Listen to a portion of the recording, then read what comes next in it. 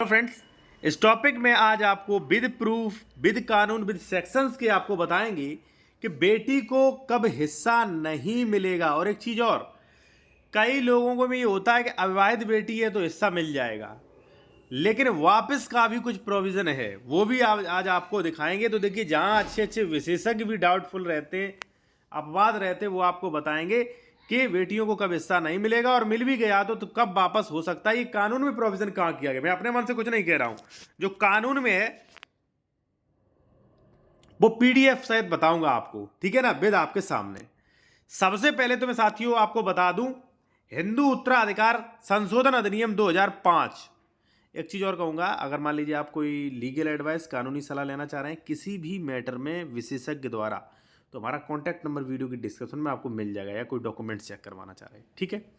देखिए साथियों, तो संशोधन अधिनियम 2005 जब संशोधन हुआ था तो उसमें कह दिया गया था कि भाई अब पुत्रियों को पुत्र के समान अधिकार मिलेगा बराबर, ठीक है भाई, कानून ने तो कह दिया, बाकायदा हिंदू उत्तराधिकार में है भी ये, ठीक है। मैं उसकी पीडीएफ नहीं है इसमें, मैं भी दिखाऊंगा, कोशिश करूंगा, ठीक है ना।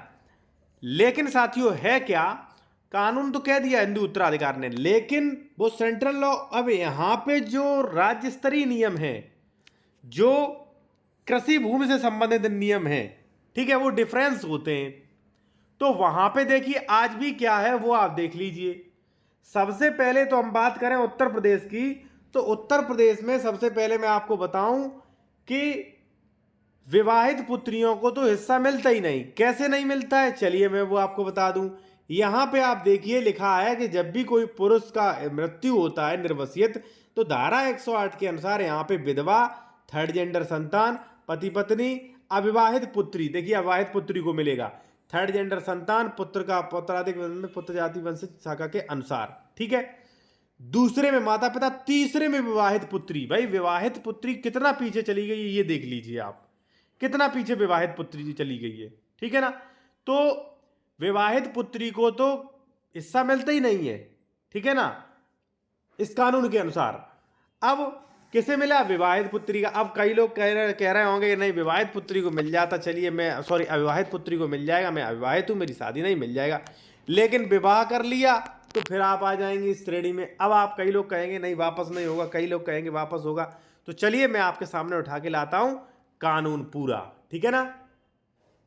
ये रहा धारा 109, ये बोलती है स्त्री अधिकार के बारे में, जिस स्त्री को विरासत में अधिकार प्राप्त हुए उसके बारे में ये बोलती है कि अब क्या होगा प्राप्त करने के बाद, ठीक है। और देखिए मैं फिर कहूंगा, देखिए अगर आप बेहतर वकालत सीखना चाहते हैं, देखिए कई लोग क्या होता है जूनियर को सीनियर सिखाते नहीं है, या आप बिना एलएलबी के बेहतर वकालत सीखना चाहते हैं तो इस चैनल को ज्वाइन कर लीजिए, ओनली 59 रुपए में। फायदा आपको ये होगा कि हम स्पेशल वीडियोस बनाते हैं उन्हीं के लिए जो मेंबरशिप लिए रहते हैं, और वही इस वीडियो पे एक्सेस कर सकते हैं, ठीक है, स्पेशल वीडियो पे। तो आप चाहे ज्वाइन कर लीजिए, आपको वीडियोस मिलेंगे, जैसे मान लीजिए कोर्ट के पीडीएफ डिस्क्रिप्शन के साथ देखेंगे, ठीक है, और बेहतर वकालत कोर्ट की प्रक्रियाएं सीखेंगे उन वीडियोस में।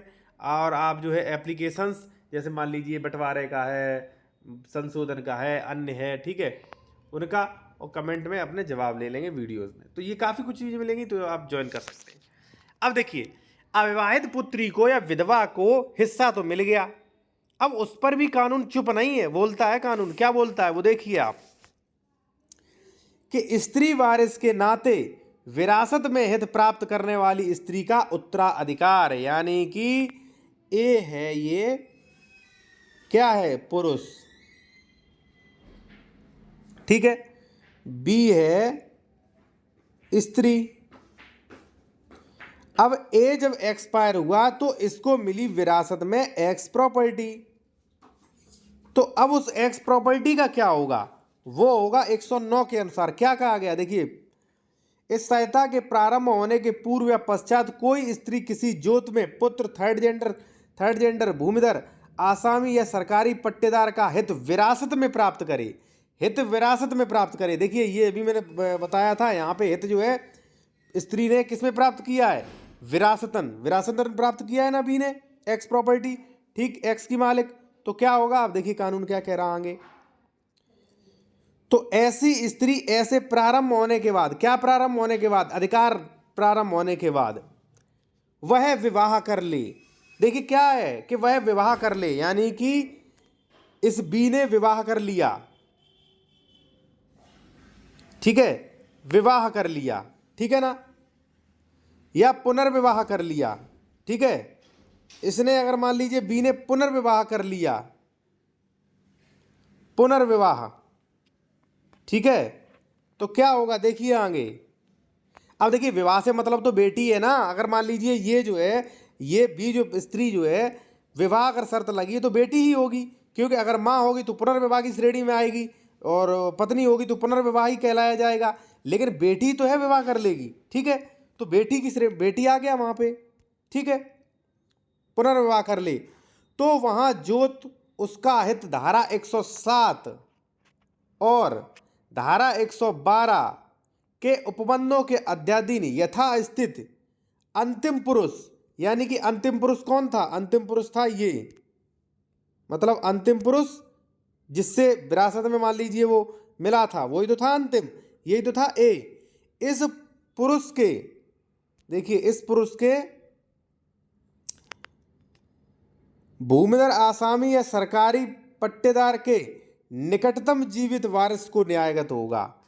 इसके फिर देखा जाएगा, फिर इसके निकटतम ये नहीं देखे जाएंगे, बी के नहीं देखे जाएंगे, ध्यान रहना, बी के नहीं देखे जाएंगे, किसके देखे जाएंगे, ए के। जो भी निकटतम और बचे होंगे, इसके माता पिता, ठीक है, या पिता, या मान लीजिए पुत्र, ठीक है,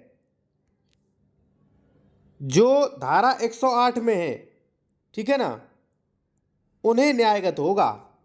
ध्यान रहे स्त्री के वारिस को नहीं मिलेगा वहां पे, ठीक है। अगर मान लीजिए इसके अनुसार अगर मैं समझूं तो अगर मान लीजिए एक ही पत्नी है, इसने अगर मान लीजिए एक्स प्रॉपर्टी प्राप्त की थी, इसने पुनर्विवाह कर लिया, तो ये प्रॉपर्टी जो है वो ए के जो और भी घनिष्ठ वारिस होंगे उनको प्राप्त हो जाएगी, यानी कि प्रॉपर्टी वापस आ जाएगी, ठीक है। जैसा कि मैं समझ पा रहा हूँ, हो सकता है आप भी समझ पा रहे हो यही, और मैं समझता हूँ यही लिखा है, यही बोल रहा है कानून, ठीक है। परंतु अब देखिए तो इसमें पुत्री भी आ जाएगी भाई। अब आप एक बात बताइए, पुत्री भी आ गई भाई इसमें, समझे ना, पुत्री भी आ गई। अब इसमें क्या कहता है कानून, देखिए, परंतु इसमें परंतु लग गया, यदि पुत्री के रूप में विरासत करने वाली स्त्री है जिसके पास धारा 110 काल में वृद्धिष्ट जीवित है और उसकी मृत्यु हो जाती है, तो उसका हित 110 में वृद्धिष्ट वारिसों पर न्यायगत होगा। ध्यान रहे साथियों, क्या होगा, 110 का के अगर मान लीजिए कोई अविवाहित पुत्री है तो उसका भी जो है कब होगा, जैसे पुत्री है तो चलेगा, अधिकार मेरी समझ से वापस नहीं आएगा भाई, फिर अपने अपने विशेषज्ञ हैं क्या कहें क्या कहें। वो ये कह रहा है, वो देखिए कंडीशन लगा दी वहां पे, वैसे तो वापस हो जाएगी, परंतु यदि पुत्री के रूप में विरासत प्राप्त की थी तो अगर पुत्री का मान लीजिए पुत्र वगैरह जीवित है तो वहां पे जाएगा, मेरी समझ से वापस नहीं आएगा। लेकिन हमारे जो भी सीनियर वगैरह हैं वो कह रहे हैं वापस आएगा। अब आप कमेंट करके बताएं कि आपके अनुसार आपको क्या लगा, ठीक है। और देखिए मैं फिर कहूंगा, आप बेहतर कानूनी सलाह विशेषज्ञ द्वारा कानूनी सलाह लेने के लिए, डॉक्यूमेंट चेक कराने के लिए कॉन्टैक्ट नंबर हमारा वीडियो के डिस्क्रिप्शन में दिया गया है। और आप जूनियर एडवोकेट हैं, बेहतर वकालत सीखने के लिए चैनल को ज्वाइन कर लीजिए, अभी हजारों लोगों ने ज्वाइन कर रखा है, ठीक है, स्पेशल वीडियोस देखने के लिए।